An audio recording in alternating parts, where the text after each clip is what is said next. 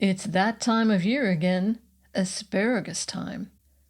Actually, no, it's not that time of year, but global warming has advanced the season into what used to be winter.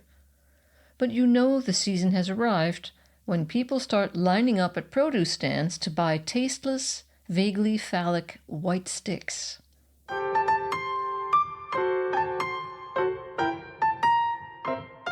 Welcome to Expat Chatter.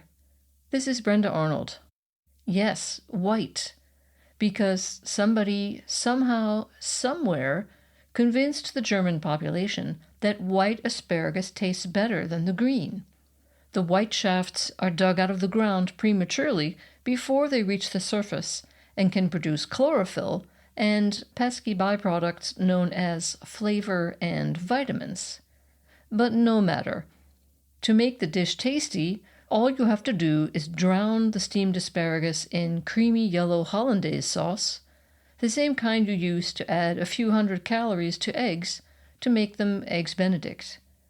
This rich sauce also nicely balances out the fact that asparagus by itself is healthy.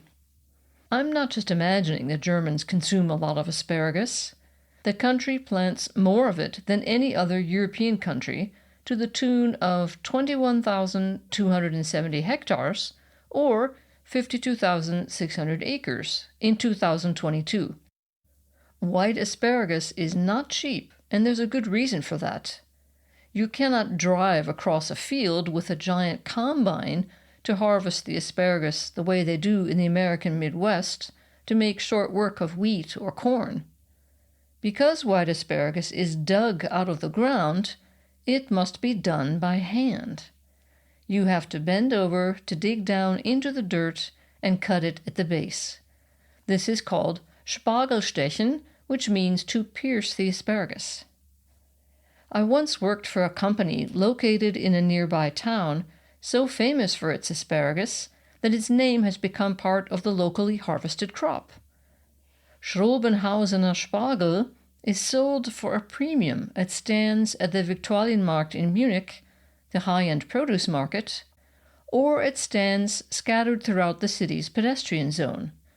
You can tell it's asparagus from Schrobenhausen because it's long and white, as opposed to asparagus from other places, which is, long and white. As integrated as I consider myself to be, the ability to differentiate high-priced unripe asparagus from the no-name brand unripe asparagus as yet eludes me. It may be that the German palate favors asparagus, but it is not German hands that do the picking. This is done by seasonal workers from Poland, Bulgaria, Romania, and other countries where the average worker earns much less than they can earn here. There are even agencies that act as brokers to hire foreign workers. On my 7 a.m. train ride into the asparagus country of Schrobenhausen, I saw these people out in the fields already, bent over, asparagus knife in hand, tossing the pricey white sticks into a bin. Corona caused massive problems for the asparagus farms because of severe restrictions on travel. The usual experienced, seasoned foreign workers were not allowed to enter the country, creating an acute labor shortage to do the harvest. The son of a friend of mine worked on such a farm during college break to earn a bit of extra money. Not surprisingly, he said the work was grueling. Equally unsurprising is that the farmer told him and the other students that their work was terrible compared to the usual workers. 20-somethings who spend their days sitting in front of computer screens are not known for their dexterity with an asparagus knife. Observing all the asparagus hype reminds me of what my college marketing professor said to us on the very first day of class. He used Coke to explain what marketing is. It's just sugary water, he said, sold on the image it promotes with extensive advertising featuring trendy-looking people. But perhaps advertising for white asparagus must be done in the home.